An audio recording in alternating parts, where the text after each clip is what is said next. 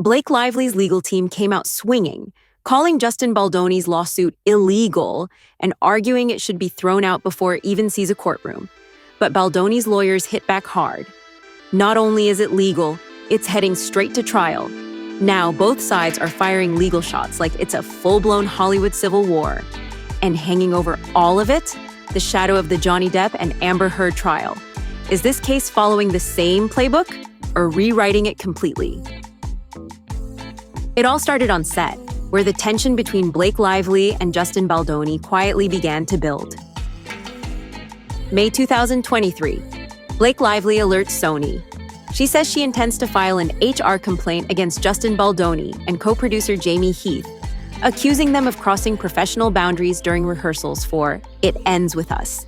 Specifically, she claims there were unwanted physical interactions, personal remarks, and no intimacy coordinator present during sensitive scenes. Sony's response? They tell her to take it up with Wayfarer Studios, the production company. So at that point, no formal complaint filed yet, just a documented intention. Fast forward to December 2024, and things escalate. Blake officially files a complaint with the California Civil Rights Department, accusing Baldoni of sexual harassment and alleging that he and his team retaliated by trying to push her out of the film and smear her name. But here's something you might find very interesting. Justin Baldoni, yes, the director and co-star of It Ends With Us, actually hired Melissa Nathan as his crisis PR manager. And if that name sounds familiar, it should. Melissa Nathan was the very same publicist behind Johnny Depp during the whole Amber Heard media storm. She's the one who helped manage his public image while the internet turned Amber into the ultimate villain. Now, isn't it fascinating that in August 2024, right as tensions between Baldoni and Blake Lively escalated on set, he brought her in? You can probably guess why, and maybe even how she planned to manage things. Was Blake Lively about to become this story's Amber Heard? Well, at least this does make you think maybe Blake Lively's claim that a smear campaign was orchestrated against her isn't so far-fetched after all. Then, just one day later, the New York Times drops a bombshell expose with leaked texts, insider details, and a behind-the-scenes breakdown of the whole mess. Baldoni reacts fast and aggressively. First, he files a $250 million lawsuit against the New York Times, claiming defamation. Then he sues Blake, Ryan Reynolds, and their publicist Leslie Sloan for $400 million, accusing them of civil extortion and public sabotage. He says Blake made threats about his career, demanded creative control, and used the harassment claim as leverage when she didn't get her way. And here's where that 10-minute video enters the chat. Blake's legal team says the footage taken during rehearsals proves her case. It shows Baldoni kissing her head, caressing her arms, and telling her, "You smell so good," all without prior discussion or any intimacy coordinator on set. They argue that this clip is clear evidence of inappropriate and unsolicited physical contact, the exact behavior Blake warned Sony about back in May 2023. But Baldoni's team sees the video completely differently. They say it shows a normal, professional interaction between two co-stars in a romantic scene. They point out that Blake appears relaxed, smiling, and fully engaged throughout the moment. Their position? If this was harassment, it's not what's captured on tape.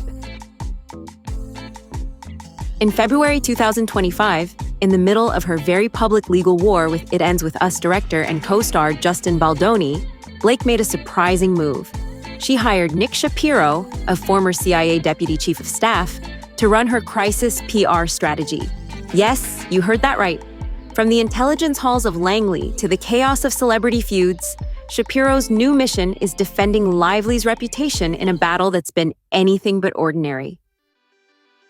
And then the splash zone expands. Baldoni recently filed a new lawsuit, not against Blake, but against his former publicist, Stephanie Jones. Why? He claims she leaked private texts that sparked the entire PR explosion. Then comes the legal battle over whether Baldoni can even sue her at all. Blake's lawyers say this is retaliation, plain and simple.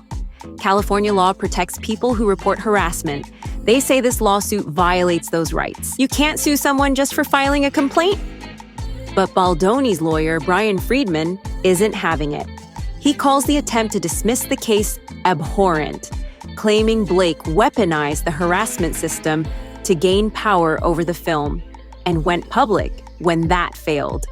He says, "This isn't retaliation, it's accountability." She smeared him with false accusations and leaked private texts to the media. So who's actually in the right?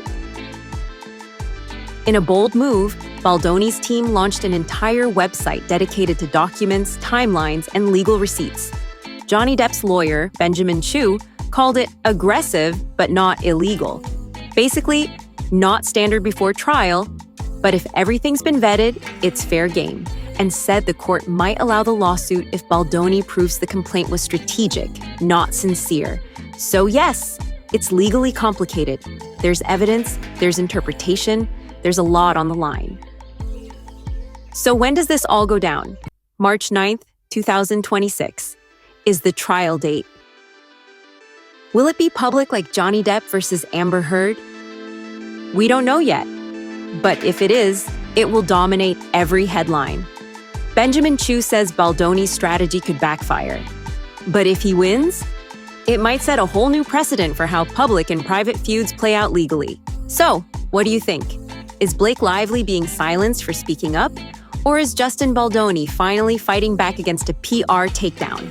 Drop your thoughts in the comments, subscribe for more updates, and we'll be watching this one together.